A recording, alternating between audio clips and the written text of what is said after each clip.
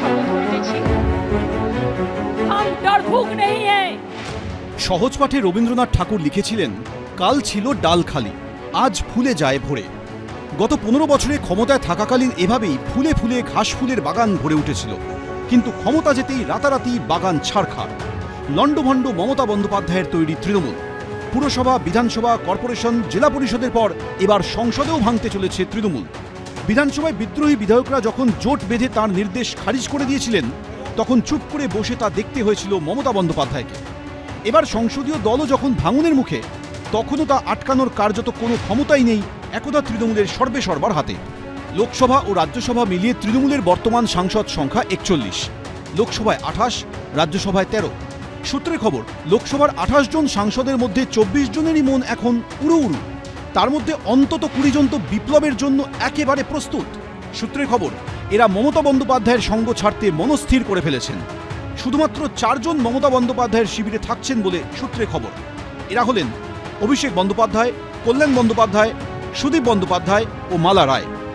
ভাঙারও তো একটা বিজ্ঞান আছে, ভাঙা শিখতে হয়, অপরূপভাবে ভাঙা, গড়ার চেয়েও মূল্যবান কখনো স্বপ্ন। কিন্তু দূর দূর পর্যন্ত এর সঙ্গে বিজেপির কোথাও কোনো সম্পর্ক নেই। সূত্রের খবর, শুধু লোকসভায় নয়, রাজ্যসভাতেও ভাঙতে চলেছে তৃণমূল। অভিষেক ব্যানার্জির হাই হ্যান্ডেডনেস যেইভাবে দলকে পরিচালনা করছিলেন, এবং সেটাতে মমতা বন্দ্যোপাধ্যায় বিষয়টি বুঝেও চুপ থাকা, এটাই তো কারণ সবার ক্ষেত্রে। কোনো এমপির সাথে তো আমার কথা হয়নি, আর আমি বিধানসভার সদস্য, লোকসভা বা রাজ্যসভার সদস্য নয়, কিন্তু টিভি মিডিয়ার মাধ্যমে যা দেখলাম যে সেখানেও বোধহয় এরকম একটা ডেভেলপমেন্ট হচ্ছে। এবার সেটা দেখে আমার যা মনে হলো যে ক্ষোভের কারণ সবার একই হবে। সূত্রের খবর, রাজ্যসভায় তৃণমূলের 13 জন সাংসদের মধ্যে বিদ্রোহীদের তালিকায় রয়েছেন 9 জন। যে 4 জন মমতা বন্দ্যোপাধ্যায়ের পাশে থাকছেন বলে জানা যাচ্ছে তারা হলেন ডেরেক ওব্রায়েন, দোলা সেন, সাগরিকা ঘোষ এবং মেনকা গুরুস্বামী। যারা এই মুহূর্তে সাংসদ, তারাও এই রাজনৈতিক দলটিতে থাকার ব্যাপারে খুব বেশি কিন্তু যে মোটিভেশন সেইটা দেখাচ্ছেন না। তাদের মধ্যে কয়েকজন অবশ্যই থেকে যাচ্ছেন মমতা বন্দ্যোপাধ্যায়ের সঙ্গে।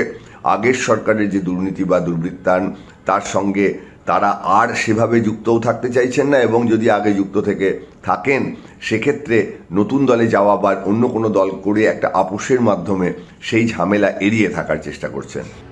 শনিবার দিল্লি গেছেন অভিষেক বন্দ্যোপাধ্যায়, কিন্তু রাজনৈতিক মহলের ধারণা তাঁর প্রতি তৃণমূলের সাংসদ বিধায়কদের একটা বড় অংশের যে বিশাল ক্ষোভ, তাতে তাঁর পক্ষে দিল্লি গিয়েও ভাঙন ঠেকানো কার্যত অসম্ভব। যে বিগত কয়েক বছরে যে বৈভব, যে অস্বচ্ছতা, যে দুর্বৃত্তায়ন ঘটেছিল, তাতে আমার কোনো সহমত ছিল না, এবং বিগত 5-7 বছরের এই বৈভব, এতে আমি অভ্যস্ত নই।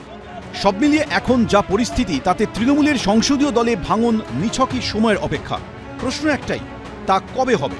সোমবার দিল্লিতে ইন্ডি জোটের বৈঠকে উপস্থিত থাকার কথা মমতা বন্দ্যোপাধ্যায়ের।